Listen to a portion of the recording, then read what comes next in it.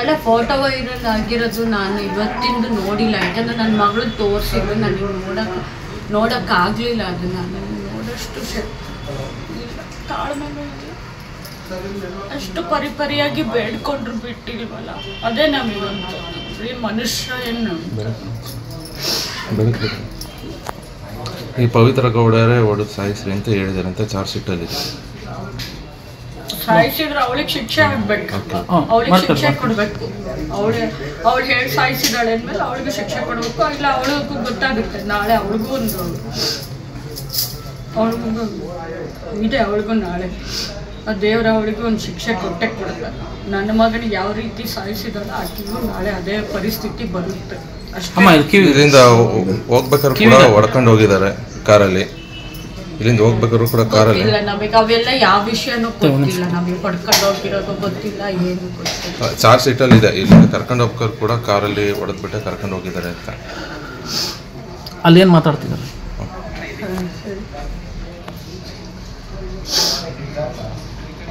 ಯಾವ ರೀತಿ ಹೊಡ್ಕೊಂಡು ಹೋಗಿರೋದು ನಮಗೇನು ಗೊತ್ತಿಲ್ಲ. ಒಟ್ಟು ಅವತ್ತು ನನಗೆ ಫೋನ್ ಮಾಡಿ ಹೇಳಿದ್ದು ಅಷ್ಟೇ ನಮಗೆ ಗೊತ್ತಿರೋದು ಸರ್. ನಾವೆಲ್ಲ ಮಾಧ್ಯಮದವರು, ನಾವು ಟಿ ವಿನೂ ಹಾಕ್ತಿಲ್ಲ, ಯಾರು ಹೇಳಿದ್ದು ಅಷ್ಟೇ.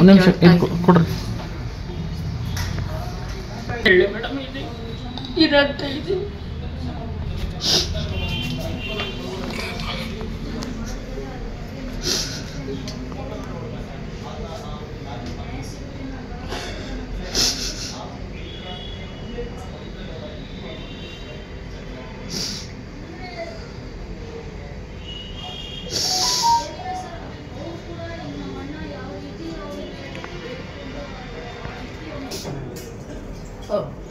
ಅದು ಫೋಟೋ ನೋಡಲಿಲ್ಲ ಮೇಡಮ್, ನೋಡೋಕ್ಕಾಗಲಿಲ್ಲ.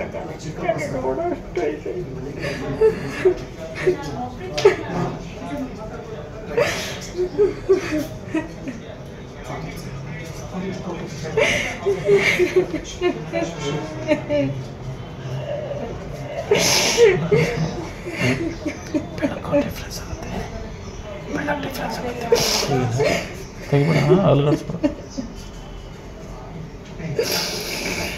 ನಾವು ಅಷ್ಟೇ ನೋಡ್ಕೊಂಡಿರ್ತಿದ್ವಿ.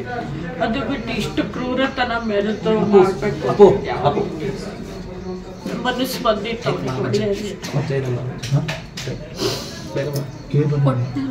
ಸಿಗ್ಬೇಕು ಮೇಡಮ್, ಅವ್ರಿಗೆ ಕಠಿಣವಾದ ಶಿಕ್ಷೆನೇ ಆಗ್ಬೇಕು ಮೇಡಮ್. ಅಂತಿಂತ ಶಿಕ್ಷೆ ಅಲ್ಲ, ಉಗ್ರವಾದ ಶಿಕ್ಷೆನೇ ಕೊಡಬೇಕು. ಇನ್ಮೇಲೆ ಯಾರಿಗೂ ನಾನು ಈ ರೀತಿ ಮಾಡಬಾರ್ದು. ನನ್ನ ಮಗನಿಗೆ ಆಗತ್ತೆ, ಯಾರಿಗೂ ಆಗಬಾರ್ದು. ಯಾವ ತಂದೆ ತಾಯಿಗಳು ನಾವು ಥರ ನರಳಬಾರ್ದು, ಸಾಯಬಾರ್ದು. ನನ್ನ ಮಗಂದೇ ಕೊನೆ ಆಗಬೇಕು ಅಷ್ಟೇ.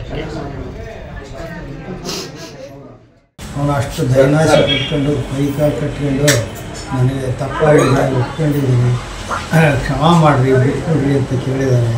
ನನ್ನ ಹೆಂಡತಿ ಪ್ರೆಗ್ನೆಂಟ್ ಇದ್ದಾಳೆ, ತಂದೆ ವಯಸ್ಸಾಗಿದೆ. ಏನೆಲ್ಲ ಕೈಕಾಲು ಕಟ್ಕೊಂಡ್ರು ಕೇಳಿದ್ರು ಯಾವುದೇ ರೀತಿ ಕರುಣೆ ಅನುಕಂಪ ತೋರಿಸ್ತೇವೆ. ಇಷ್ಟು ಹಿಂಸೆ ಕೊಟ್ಟಿದ್ದಾರೆ. ನಿಜವಾಗ್ಲೂ ಮನಸ್ಸಿಗಂತೂ ನಮಗೆ ಮಾತು ಶಬ್ದಗಳೇ ಹೊರಡ್ತಾ ಇಲ್ಲ. ಮನಸ್ಸಿನಲ್ಲಿ ಭಯಂಕರ ನಮಗೆ ತ್ರಾಸ ಆಗ್ತಾಯಿದೆ.